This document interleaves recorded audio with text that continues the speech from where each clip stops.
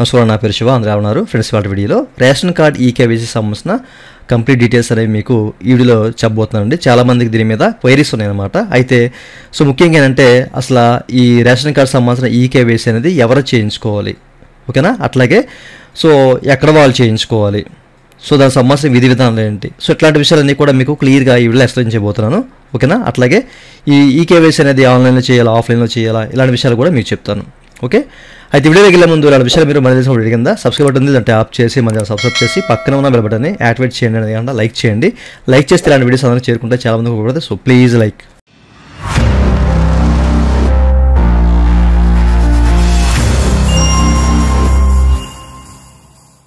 ఇక టాపిక్ని స్టార్ట్ చేస్తే కనుక మన ఆంధ్ర రాష్ట్రంలో గవర్నమెంట్, ఓకేనా? గవర్నమెంట్ అయితే చేంజ్ అయింది. దీని కారణంగా ఏంటంటే వీళ్ళు ఈకేవైసీ, ఈ యొక్క రేషన్ సంబంధించిన ఈకేవైసీ ప్రక్రియ అనేది చేపట్టారు. కొన్ని రాష్ట్రాల్లో కూడా ఇప్పటికీ జరుగుతూ ఉన్నాయన్నమాట, ఓకేనా? తెలంగాణలో కూడా జరుగుతుంది. ఈ ఈకేవైసీ ఎవరు చేయించుకోవాలి? చాలామంది అనుకుంటుంది ఏంటంటే అందరూ చేయించుకోలేమో అని చెప్పేసి చాలామంది భ్రమలో ఉన్నారండి. అందరూ కాదండి, కొంతమంది మాత్రమే. అది ఎవరు చేయించుకోవాలంటే ముఖ్యంగా 5 సంవత్సరాల బిలో ఎవరైతే ఏజ్ ఉన్న పిల్లలు అయితే ఉన్నారో అట్లాంటి వాళ్ళు ఏంటంటే ఇప్పుడు అంటే ఇంతకుముందు 5 years ఉండి అట్లాగే వాళ్ళు బాలాధారు జనరేట్ చేసుకుని ఉంటారు కదా. వాళ్ళ ఏజ్ అనేది 6 సంవత్సరాలు, 7 సంవత్సరాలు, 10 సంవత్సరాలు అట్లా వాళ్ళు ఏజ్ పెరిగి ఉంటుంది. బట్ వాళ్ళు ఏంటంటే ఇంతకుముందు ఈకేవైసీ అనేది చేయించుకుని ఉండరు అనమాట. 5 సంవత్సరాలు లోపున్న టైంలో వాళ్ళ వయసు అనేది, ఓకే? అట్లాంటి వాళ్ళు ఎవరైతే ఉన్నారో, ఓకేనా, 6వ సంవత్సరం 7వ సంవత్సరం వచ్చిన తర్వాత ఆధార్ అనేది చేంజ్ చేసుకోవాలి. అండ్ ఈ రేషన్ కార్డులో కూడా ఈకేవైసీ అనేది చేయించుకోవాలండి. అట్లాంటి వాళ్ళు కూడాను ఈకేవైసీ అనేది కంపల్సరీ చేయించుకోవాలి. ముఖ్యంగా పిల్లలు, ఓకేనా, 5 సంవత్సరాలు పైబడిన పిల్లలు ఎవరైతే ఉన్నారో వాళ్ళు తప్పనిసరిగా ఈకేవైసీ అనేది చేయించుకోవాల్సిందే, ఓకే? ఈ విషయాన్ని మీరు గమనించాలి. అట్లాగే ఇంకెవరు చేయించుకోవాలంటే కనుక ముఖ్యంగా అంటే జనరల్గా ఏంటంటే రేషన్ తీసుకునేది ఎవరు, ఇంట్లో 4-5 ఉన్నా కానీ ఒకళ్ళే వెళ్తూ ఉంటారన్నమాట, ఓకేనా? ఇంట్లో పెద్దగానే ఉండి లేకపోతే ఎవరో ఒక ఇద్దరు అలా వెళ్తూ ఉంటారన్నమాట రేషన్ తీసుకోవడానికి. వాళ్ళు రిపీటెడ్గా వాళ్ళ తంబేసి వాళ్ళు రేషన్ తీసుకుంటూ ఉంటారు. మిగతా మెంబర్స్ ఏంటంటే వాళ్ళు రేషన్కి వెళ్ళరు, ఓకేనా? అట్లాగే వాళ్ళు తంబు వేయరు, రేషన్ తీసుకోరు.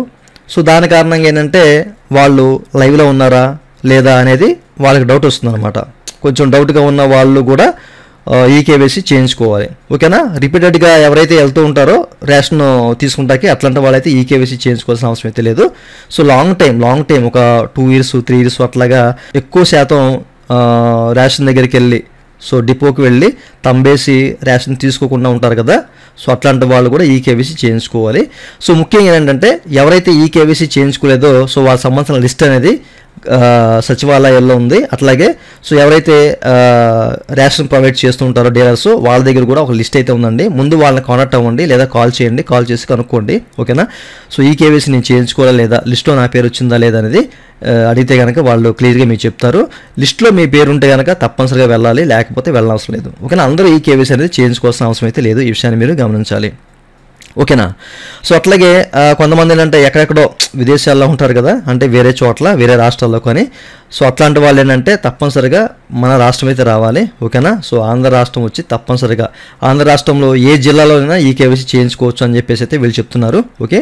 మీరు ఏ జిల్లాలో ఉన్నా ఈకేవైసీ చేయొచ్చు, ఏ డిపోలైనా చేయించుకోవచ్చు, నో ఇష్యూ, ఓకేనా? అట్లాగే ఏంటంటే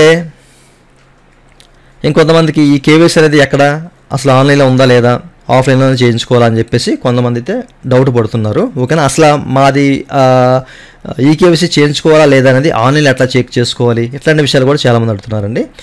అయితే ఈ యొక్క ఈకేవైసీ అనేది మనం చేయించాలని తప్పనిసరిగా మన డిపో సంబంధించిన అయితే ఎవరైతే రేషన్ ప్రొవైడ్ చేస్తున్నారో డీలరు వాళ్ళ దగ్గరికి వెళ్ళి చేయించుకోవాలి. లేదా మీ సచివాలయంకి వెళ్ళినా కానీ విఆర్ఓ లాగిన్ నుంచి మీరు ఈకేవైసీ చేసుకోవచ్చు, నో ఇష్యూ, ఓకేనా? సచివాలయంకి వెళ్ళొచ్చు, అలాగే ఆ డిపో సంబంధించిన డీలర్ దగ్గరికి వెళ్ళొచ్చు, ఓకేనా?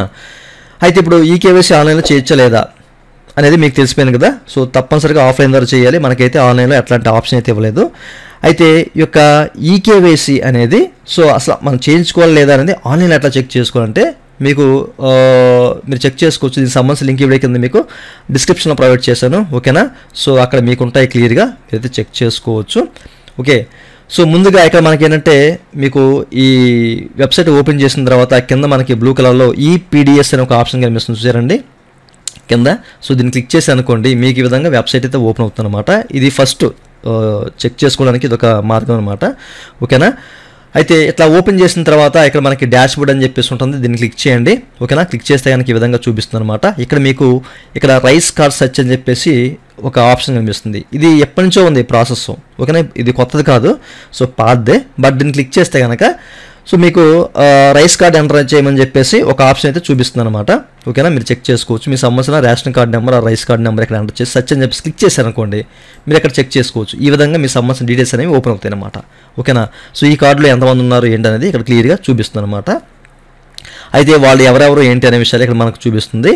అండ్ ఇక్కడ మనకి మెంబర్ వెరిఫైడ్లో చివరిలో చూడొచ్చు SSS అలాగే నో అని చెప్పేసి కనిపిస్తుంది. ఓకేనా. సో ఇక్కడ నో అని చెప్పేసి ఎందుకు కనిపిస్తుంది అంటే కనుక ఈ పర్టికులర్ మెంబర్ అయితే 5 years అంటే చిన్నపిల్లలు అనమాట. ఓకేనా. సో ఇంకా 5 years తనకి ఇప్పటికీ 15 years వచ్చాయి. బట్ ఇప్పటివరకు కూడా ఈ కేవైసీ అనేది చేయించలేదు. ఓకేనా. రేషన్ డిపోలో రేషన్ అంటే తంబేసి కూడా రేషన్ తీసుకునేది కూడా లేదు, అందుకే ఇది ఎట్లానే ఉండిపోయింది. ఓకేనా. సో స్టేటస్ అనేది 5 years కానీ ఏజ్ 5 years కానీ కన్సిడర్ చేసి అలా ఉండిపోయింది అనమాట. ఈ విషయాన్ని గమనించాలి. సో మనం అప్డేట్ చేసుకుంటూ ఉండాలన్నమాట ఎప్పటికప్పుడు.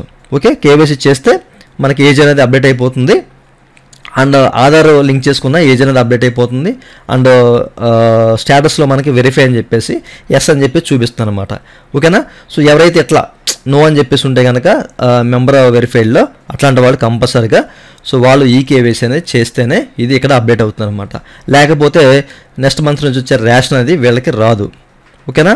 అయితే మనకి ఈ ప్రక్రియ ఈ కేవైసీ ప్రక్రియ అనేది ఈ మంత్ 31st వరకు ఇచ్చామని చెప్పేసి అంటున్నారు. అది పొడిగించే అవకాశం కూడా ఉంది.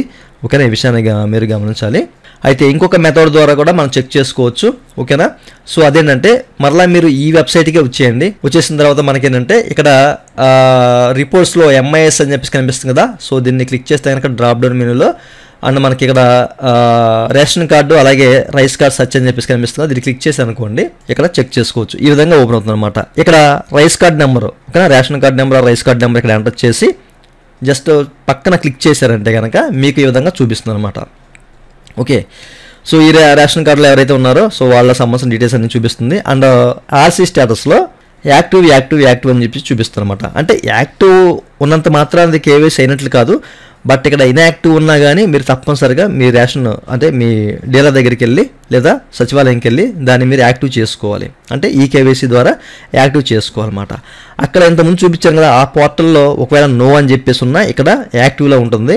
అట్లాంటి అంటే అలా ఉన్నంత మాత్రాన మీరు కేవైసీ చేయించుకోకూడదని కాదు, చేయించుకోవాలి. యాక్టివ్లో ఉన్నా కానీ మీరైతే చేయించుకోవాలి. అది కూడా ఏంటంటే మనకి ఖచ్చితంగా ఇక్కడ మాత్రమే తెలుస్తుంది. ఓకేనా. సో మెంబర్ వెరిఫైడ్లో ఇక్కడ మాత్రమే తెలుస్తుంది. సో ఇట్లా కూడా చెక్ చేసుకోవచ్చు. అక్కడ ఇన్యాక్టివ్గా ఉన్నా ఇక్కడ నో అని చెప్పేసి ఉన్నా కానీ తప్పనిసరిగా మీరు కేవైసీ చేయించుకోవాలన్నమాట. ఓకే.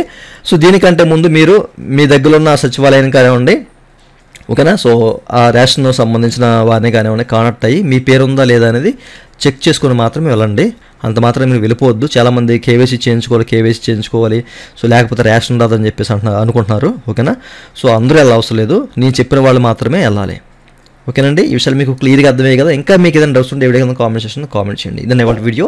ఈ వీడియో మీరు నచ్చితే వీడియో కింద లైక్ పడుతుంది, లైక్ చేసి మన సపోర్ట్ చేయండి. అలాగే రెండు విషయాలు మీరు మంది తీసుకోండి. వీడియో కింద సబ్స్క్రైబ్ ఉంటుంది, అంటే యాప్ చేసి మన సబ్స్క్రైబ్ చేసి పక్కన thank you for watching and జై హింద్.